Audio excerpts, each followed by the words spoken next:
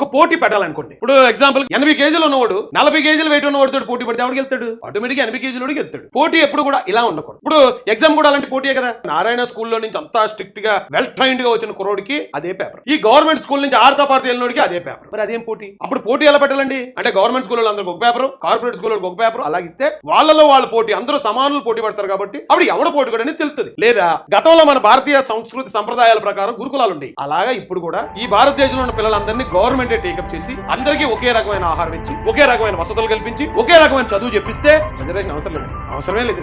పోటీ పడతారు. అప్పుడు ఎవడు గెలుస్తాడు, ఎవడో సాధిస్తాడు అనేది వాళ్ళు పట్ట కష్టాన్ని బట్టి ఉంటుంది. అంతేగాని ఇక్కడేమి అంతరాలు పెట్టుకుని చదువులో అదే రిజర్వేషన్ ఉండకూడదు, అందరూ ఒకే పేపర్ మీద పోటీ పడాలంటే ఎలా సార్? సరే ఆలోచించారు. ఒకవేళ ఎదుటోడు మీద చూపించేటప్పుడు 4000 మనం చూపిస్తాం. అది కూడా ఒక్కసారి గమనించాలి. ఇక్కడ ఏది తామాషా ప్రకారం, జనాభా ప్రకారం ఏది జరగట్లేదు. ఎస్సీ రిజర్వేషన్ లో ఒకవేళ నిజంగానే అన్యాయం జరిగింది కొన్ని వర్గాల కంటే దాన్ని నేను యాక్సెప్ట్ చేస్తాను. అక్కడ దామాషా ప్రకారం తీయాలంటే 100% ఉద్యోగాల్ని దామాషా ప్రకారం పనిచేయాలి.